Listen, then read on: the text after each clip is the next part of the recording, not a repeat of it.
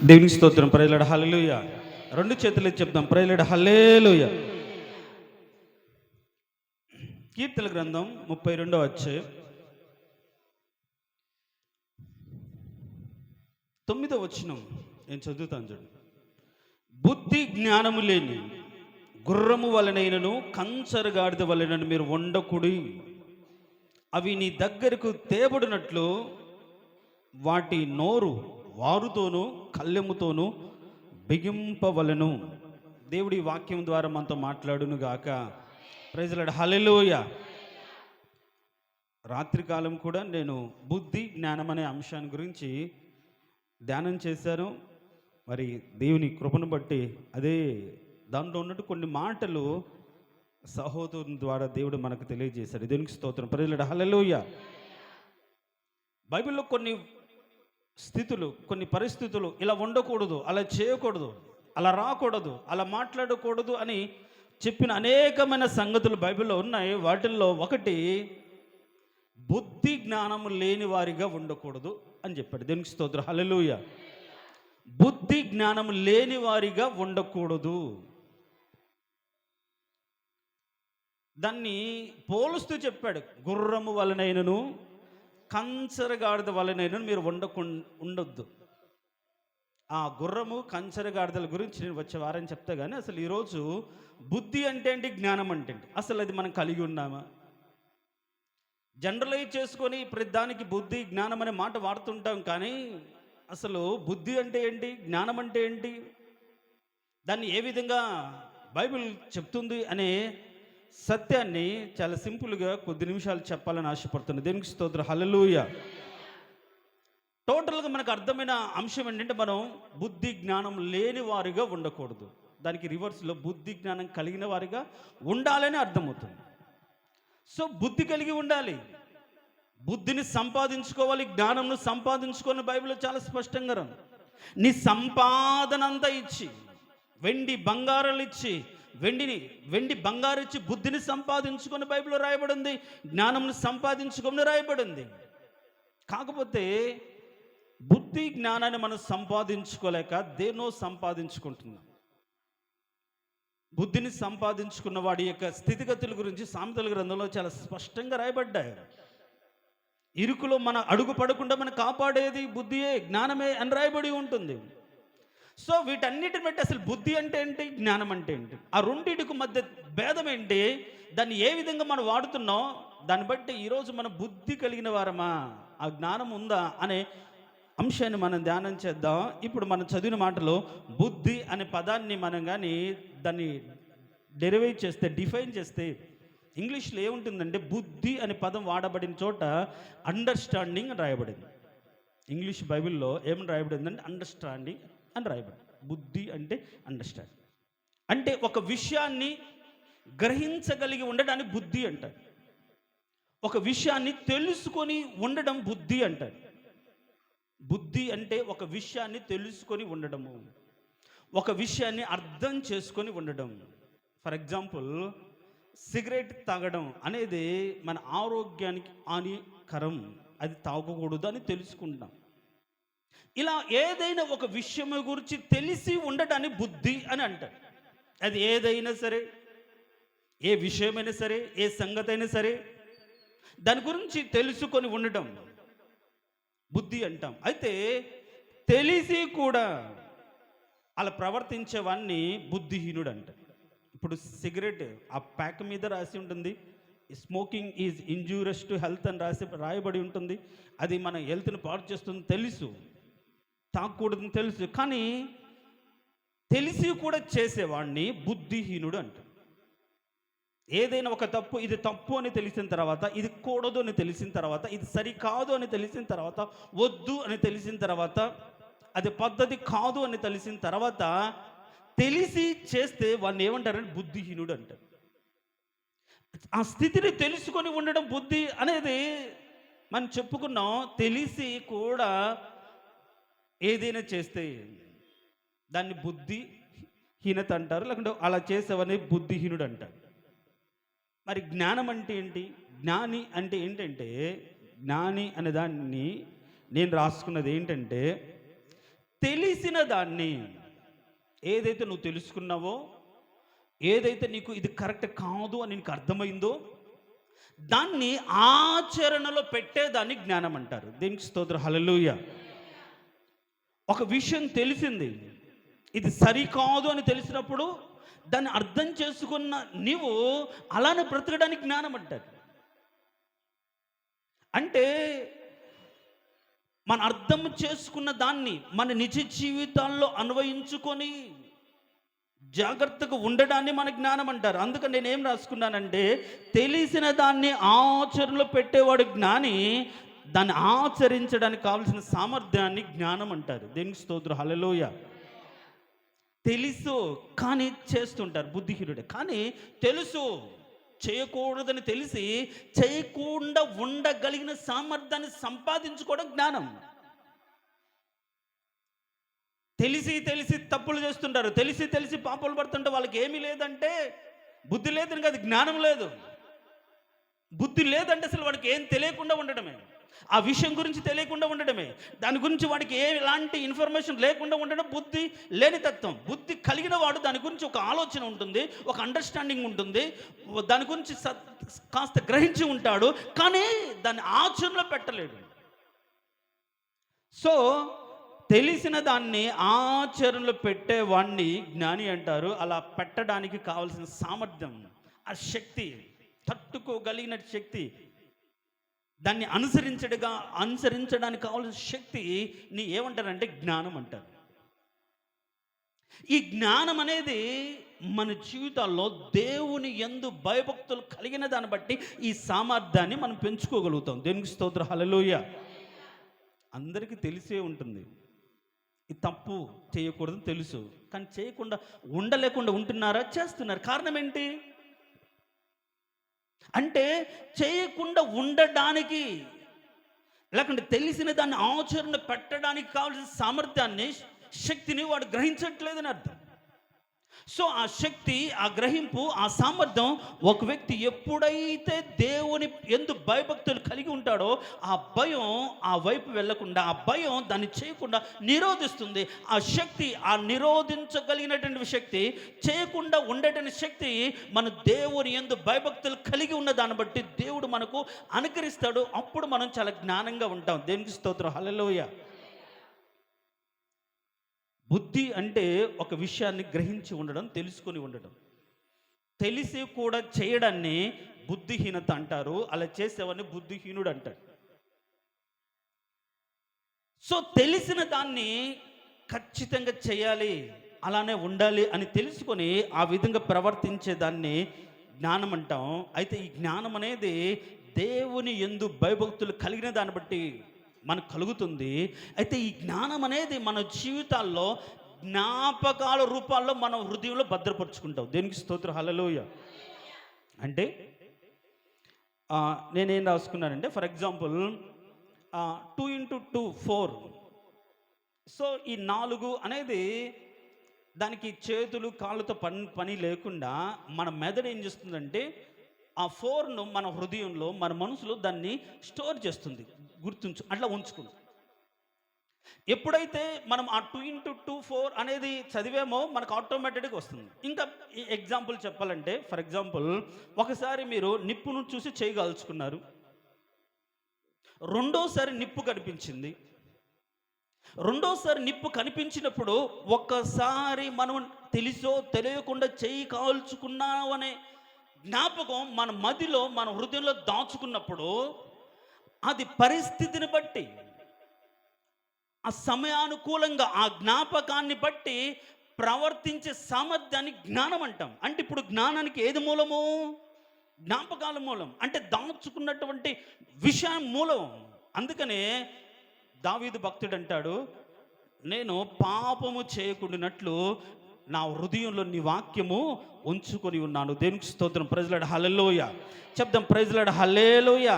చాలా మందికి తెలుసు, కానీ వాక్యము తెలియక, వాక్యం దాచుకోక, వాక్యాన్ని ఆ సమయానికి అన్వయించుకోలేక తప్పుదం చేస్తుంటారు, పాపం చేస్తుంటారు.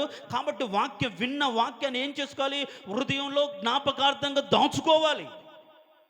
అందుకని బైబిల్ స్టడీలు అడుగుతూనుంటారు. పోయిన వారం చెప్పాను, అదేంటి ఇదేంటి అంటే విసిగించడానికి కాదు. మీకు గుర్తుందా లేదా? గుర్తుంచుకోగలిగిన జ్ఞాపకమే అది జ్ఞానమై మిమ్మల్ని కాపాడుతుంది. ఆ పరిస్థితిని తగ్గట్టుగా మిమ్మల్ని ఏ విధంగా ప్రవర్తించాలో మీకు తెలియజేస్తుంది. ఫర్ ఎగ్జాంపుల్, యేసుక్రీస్తు ఉన్నాడు. యేసు ప్రభు ఆయన సేవలకు వచ్చిన కొత్తలో 40 దినాలు ఉపవాసం ఉన్నాడు. ఉపవాసం ఉండిన తర్వాత ఆయన శోధింపబడ్డానికి అరణ్యంలోకి వెళ్ళాడు. 40 రోజులు ఉపవాసం ఉన్న తర్వాత ఆకలేసి, ఇప్పుడు సాతాను వచ్చి అన్నాడు, నువ్వు దేవుని కుమారుడు కదా, ఈ రాళ్ళను రొట్టెలుగా మార్చుకోగల శక్తి నీకు ఉందిగా, మార్చుకో అన్నాడు. ఇప్పుడు ఆయన టెంపర్గా పోయో లేకుంటే ఆత్మాభిమానాన్ని కలిగిన వాడుగానో, అవును నాకు శక్తి ఉంది, ఇప్పుడు అది నేను ప్రదర్శించకపోతే శక్తిహీనుడు అవుతాను అని అనుకోకుండా ఆయన హృదయంలో ఆయన చదివిన వాక్యం ఆ టయానికి జ్ఞాపకం వచ్చింది. ఏమని అంటే, మనుష్యుడు రొట్టె వలన కాదు కానీ దేవుని నోట నుంచి వచ్చి ప్రతి మాట వలన జీవిస్తాడు. దేవునికి స్తోత్రం, హల్లెలూయా. అంటే ఆ టయానికి ఆ శోధనను జయించడానికి కావలసిన సామర్థ్యం దాచుకున్న హృదయంలో ఉన్నట్టు వాక్యమే. ఈ వాక్యము దాచుకోక, వాక్యం హృదయంలో ఉంచుకోక చాలామంది బుద్ధి లేక ప్రవర్తిస్తుంటారు, జ్ఞానం లేక ప్రవర్తిస్తుంటారు. అంటే జ్ఞానం అనేది ఏ టైంలో ఏ విధంగా ప్రవర్తించాలో కావలసిన సామర్థ్యాన్ని మనం తెలుసుకున్న దాన్ని బట్టి అన్వయించగలిగినటువంటి శక్తి. నా మాటలు అర్థమవుతున్నాయి కాదు, నాకేం తెలియట్లేదు. దేనికి స్తోత్రం, హల్లెలూయా. బుద్ధి అంటే అర్థమైందిగా, జ్ఞానం అంటే అర్థమైందిగా. జ్ఞానం అంటే చేయకూడదని తెలిసిన తర్వాత చేయకుండా ఉండడానికి కావాల్సిన సామర్థ్యమే జ్ఞానం. తినకూడదు కానీ తిన్నారు, ఏం లేదు వాళ్ళకు, జ్ఞానం లేదు. పిల్లలకు మనం చెప్తాం, వద్దురా అది చేయకూడదు, చేస్తే ఏంటి, చేసిన తర్వాత ఏంటి, తర్వాత చేతులు కాలిన తర్వాత ఆకులు పట్టుకోవడం అజ్ఞానం అంటే. జ్ఞానం అంటే, అందుకని నేనేం రాసుకున్నానంటే, మూర్ఖుడు దేవుని మాటకు వినకుండా ఇష్టానుసారంగా ప్రవర్తించేవాడు మూర్ఖుడు. ఒకవేళ ఇలాంటి జరిగినా సరే అనుభవం ద్వారా ఎలాంటి జ్ఞానాన్ని సంపాదించలేదు. అయితే కొందరు మిడిల్ క్లాస్ సామాన్యులు ఏం చేస్తారంటే, వారికి అనుభవం ద్వారా కొంత జ్ఞానాన్ని లేకుంటే ఒక పాఠాన్ని నేర్చుకుంటారు.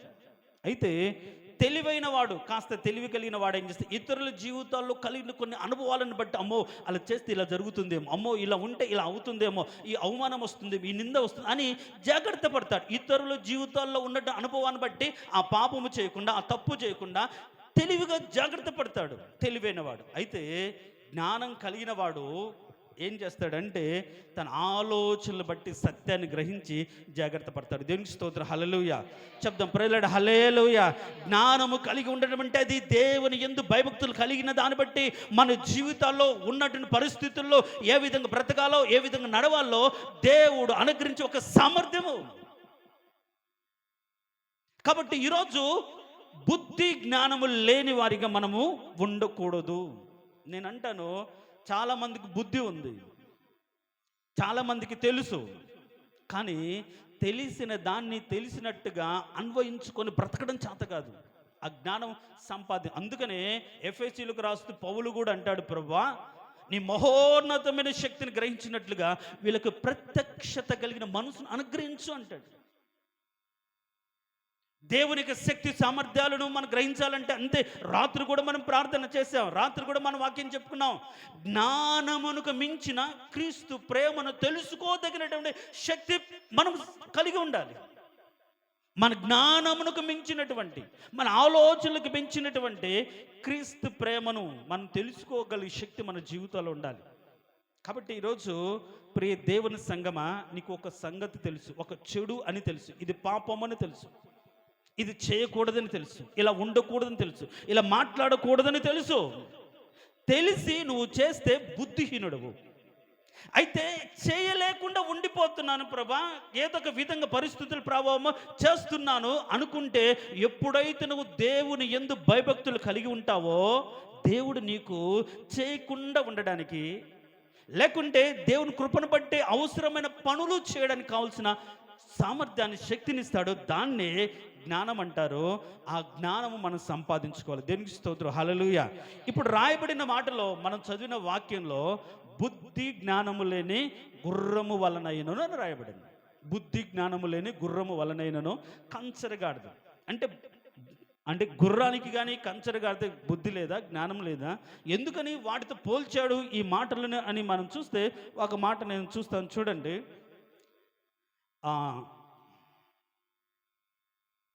39వ అధ్యాయం, యోబు గ్రంథం 39వ అధ్యాయం, యోబు గ్రంథం 39వ అధ్యాయం 18వ వచనం నుంచి నేను చదువుతాను.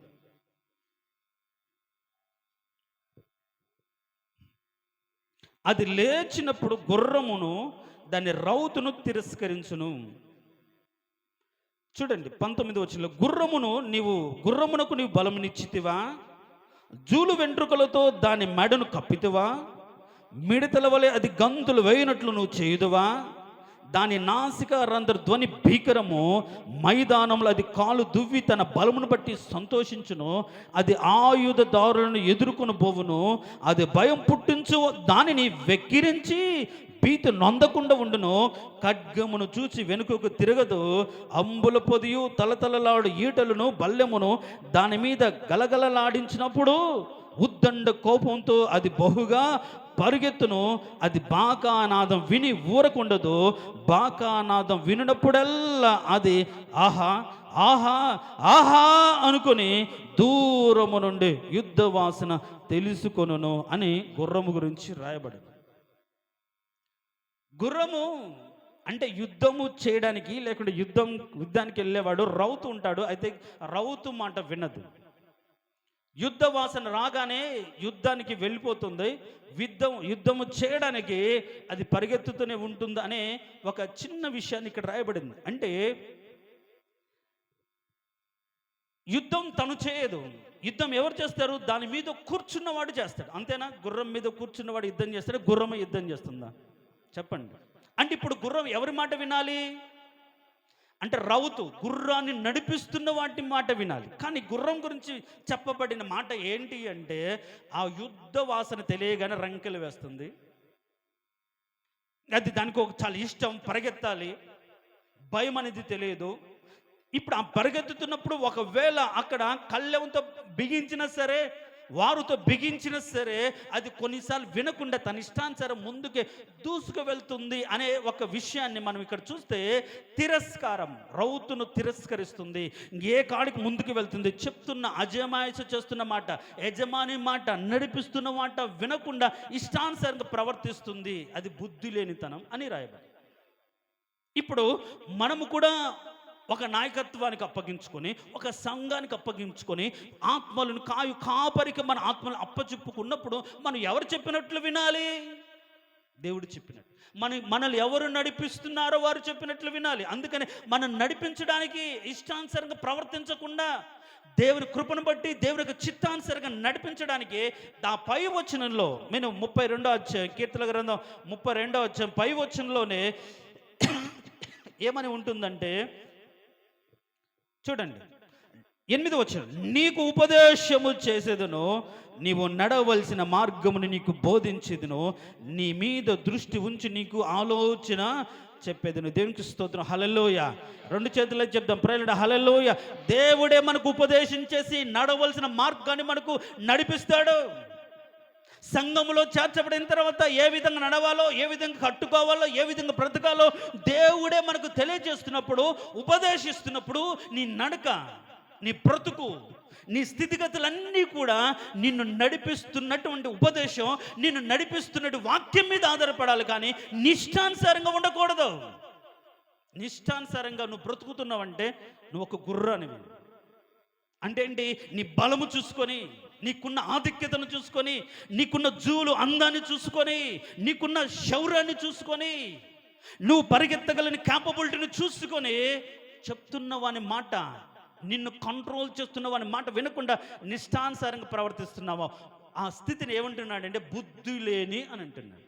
బుద్ధి జ్ఞానము లేని అంటున్నాను. మరి ఈరోజు దేవునికి లోపడ్డ నీవు, దేవుని సంఘానికి లోపడ్డ నీవు ఎవరి మాట వింటున్నావు? ఎవరు చెప్పినట్టుగా చేస్తున్నావు? నిష్టానుసారంగా చేస్తున్నావా? అక్కడే రాయబడి ఉంటుంది. మీరు ఇర్మియా గ్రంథం 8వ అధ్యాయం 6-8 వచనాలుగానే మనం చదివితే, ఇర్మియా గ్రంథం 8వ అధ్యాయం. ఉమ్, ఉమ్, ఉమ్, ఉమ్, ఉమ్, ఉమ్, ఉమ్. చూడండి అక్కడ, యుద్ధమునకు జొరబడు గుర్రం వల్లే ప్రతి వాడును తనకిష్టమైన మార్గమునకు తిరుగుచున్నాడు. గుర్రము గురించి యుద్ధము చేయాలి. యుద్ధము చేసి నాయకుడు విజయాన్ని ఇవ్వాలి. ఆ యుద్ధము చేయడానికి గుర్రం ఉపయోగపడుతుంది, కానీ యుద్ధముని తన ఇష్టానుసారంగా చేయకూడదు. తను నడుపుతున్న వాడి యొక్క ఇష్టాన్ని బట్టి చేయాలి. యుద్ధములో ఉండి యుద్ధము చేయడానికి వెళ్ళి తన ఇష్టానుసారంగా, గుర్రము గురించి రాయబడిన మాట ఏంటి అంటే, యుద్ధమునకు జొరబడు గుర్రం వల్ల ప్రతి వాడును తనకిష్టమైన మార్గంలో తిరుగుచున్నాడు. గుర్రము రౌతు మాట వినకుండా తనకిష్టానుసారంగా వెళ్తూ ఉంది. అలా ఇష్టానుసారంగా బ్రతికే స్థితిని బుద్ధి జ్ఞానము లేని స్థితి అంటున్నాడు. బుద్ధి జ్ఞానము లేని స్థితిని బైబిల్ చెప్తుంది. అంత మాత్రం కాదు, గుర్రాన్ని లోబడేకు ఒక కళ్ళెం ఉంటుంది అని యాకోబు రాసిన పత్రిక 3:3 ఉంటుంది. ఆ కళ్ళెం అనేది తను నడిపిస్తున్నటువంటి ఒక నాయకుడి చేతిలో ఉంటుంది. కానీ ఈ గుర్రము కొన్నిసార్లు ఆ కళ్ళెము లాగినా, కంట్రోల్ చేసినా, తన ఇష్టం, తనకి యుద్ధ వాసన ఇష్టం కాబట్టి, యుద్ధము చేయడం ఇష్టం కాబట్టి, యుద్ధంలోకి పరిగెత్తడం ఇష్టం కాబట్టి, ఆ పరిగెత్తగలిగే శక్తి తనకు ఉంది కాబట్టి, నడిపిస్తున్న వాని మాట వినకుండా ఇష్టానుసారంగా యుద్ధంలోకి వెళ్తూ ఉంటుంది. మరి ఈరోజు ప్రియ దేవుని సంగమా, నేను బుద్ధి కలిగిన వాడును, జ్ఞానం కలిగిన వాడు అంటే దాని అర్థం ఏంటో తెలుసా? నిన్ను నడిపిస్తున్న వాడు ఎవడో ఆయన మాటను విని లోబడి బ్రతికితేను జ్ఞానం కలిగిన వాడు.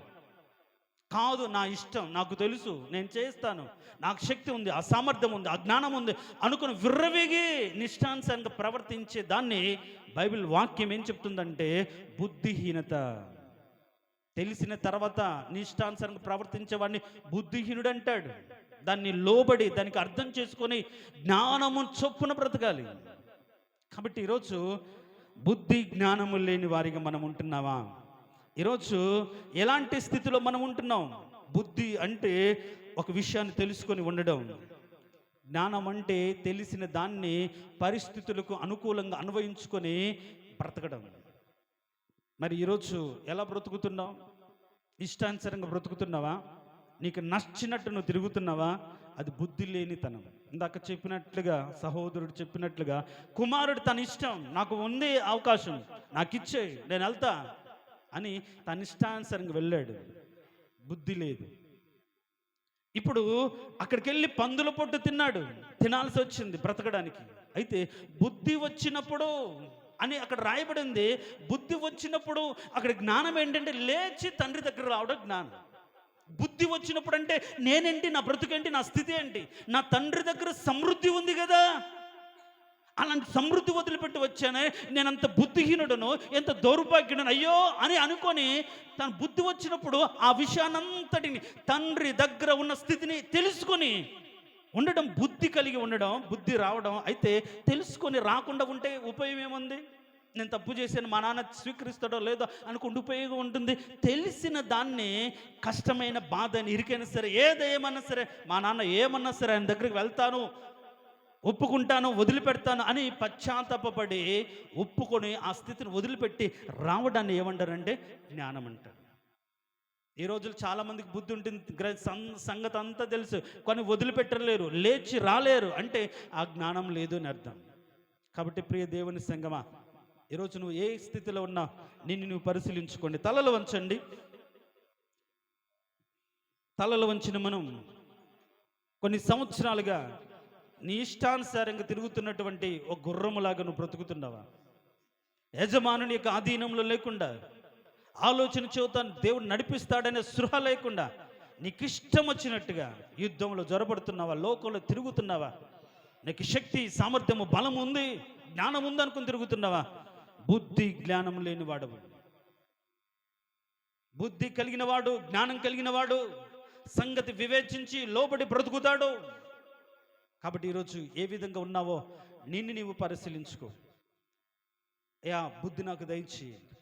ఆ బుద్ధిని బట్టి నేను గ్రహించిన దాన్ని చేయడానికి కావాల్సిన సామర్థ్యం అనే ఆ జ్ఞానాన్ని నాకు దయచేయండి. ఆ జ్ఞానం అనేది చదివిన దాన్ని బట్టి విన్నదాన్ని హృదయంలో దాచుకునే జ్ఞాపకం లాంటిది. అలా దాచుకొని నీ వాక్యము దాచుకొని నీ యందు భయభక్తులు కలిగి నా ప్రవర్తన సరి చేసుకుంటూ ముందుకు వెళ్ళగలిగిన కృప నాకు దయచేయమని ప్రతి ఒక్కరూ ప్రార్థన చేయండి. ప్రార్థన చేసుకుందాం. మహోన్నతుడా, సర్వాధికారి, జీవం కలిగిన తండ్రి, నీ కృపను బట్టి నీ దయని బట్టి నీకు వేలాది వందనాలు. అవును ప్రభు, ఈ చివరి దినాల్లో బుద్ధి జ్ఞానం లేని వారికి మేము ఉండకూడదు అనే ఉద్దేశంతో, బుద్ధి అంటే ఏంటి, జ్ఞానం అంటే ఏంటి అనే ఒక విషయాన్ని మీరు మాకు విషదపరిచినందుకు నీకు స్తోత్రం. అది లేనివాడు ఎలా ఉంటాడో, బుద్ధి లేనివాడు, జ్ఞానం లేనివాడు ఎలా బ్రతుకుతాడో ముందే సహోదరుని ద్వారా మీరు తెలియజేశారు. మేము అలా ఉండకుండా నీ సన్నిధిలో సమృద్ధి ఉంది, ఆ సహవాసంలో గొప్ప ఆనందం ఉందని గ్రహించి నీ సన్నిధికి వచ్చుటకు, సహవాసంలో నిలుచుటకు ప్రభు, నిన్ను వదిలిపోకుండా లోకం ఎంత ఆకర్షించినా, స్నేహితులు ఎంతగా మమ్మల్ని ప్రలోభపెట్టినా నీ సహవాసం వదిలిపోకుండా ఉండదగినట్టు జ్ఞానం ప్రతి ఒక్కరికి దయచేసి బలపరచమని ఈ ఉదయకాల దీవంతో నింపి నీకే మహిమ గంత ప్రభావం కలిగించుకోమని యేసయ్య అతి శ్రేష్టమైన దివ్యగణ నామం అడిగి వేడుకుంటున్నాము తండ్రి. ఆమెన్.